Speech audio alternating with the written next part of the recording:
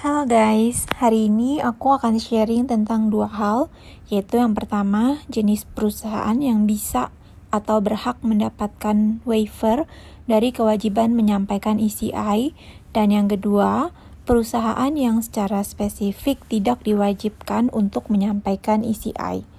Untuk mengingatkan, ECI adalah singkatan dari Estimated Chargeable Income, yaitu suatu estimasi atas laba kena pajak perusahaan di Singapura setelah dikurangi dengan biaya-biaya yang boleh dikurangkan secara perpajakan di Singapura untuk suatu Year of Assessment atau YA. Untuk bagaimana cara menentukan YA itu bisa dilihat di video aku yang episode pertama. Jadi, perusahaan di Singapura itu wajib menyampaikan ECI filing dalam waktu 3 bulan setelah tahun buku perusahaan atau financial year perusahaan berakhir, kecuali dua hal, yaitu kecuali jika perusahaan berhak mendapatkan ECI filing waiver atau perusahaan yang secara spesifik tidak diwajibkan untuk menyampaikan ECI. Kita masuk ke yang pertama, ECI filing waiver. Suatu perusahaan itu berhak mendapatkan ECI filing waiver jika kedua syarat ini terpenuhi. Syarat yang pertama, penghasilan perusahaan tersebut dari kegiatan usaha utamanya tidak lebih dari 5 juta Singapura dollar untuk tahun buku tersebut.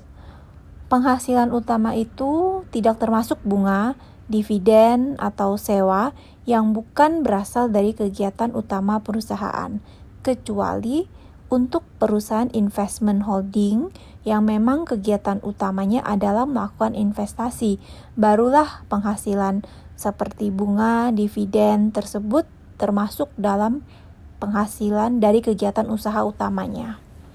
Kemudian syarat yang kedua adalah ECI-nya nihil untuk YA tersebut.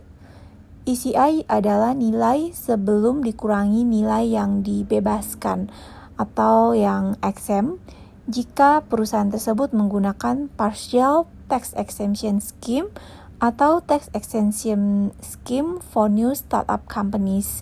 Ini kayak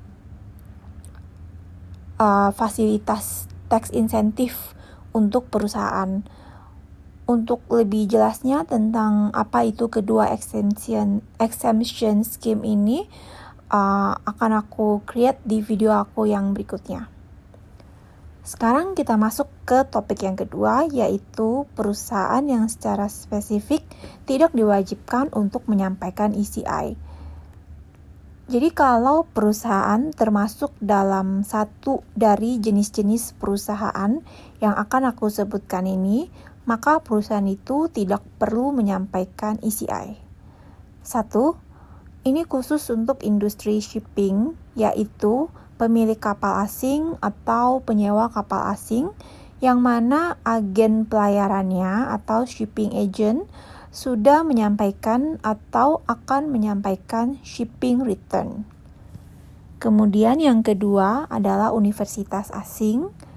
Kemudian yang ketiga, unit trust yang ditunjuk dan unit trust CPF yang sudah di-approve.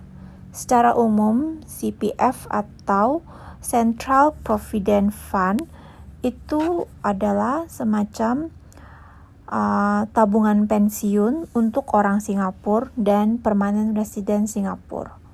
Kemudian yang keempat, unit trust investasi real estate yang sudah diberikan perlakuan pajak atau tax treatment berdasarkan Section 43 ayat 2 dari Income Tax Act tahun 1947.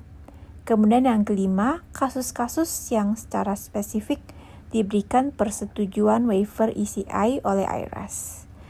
Oke, sampai di sini video ini. Terima kasih.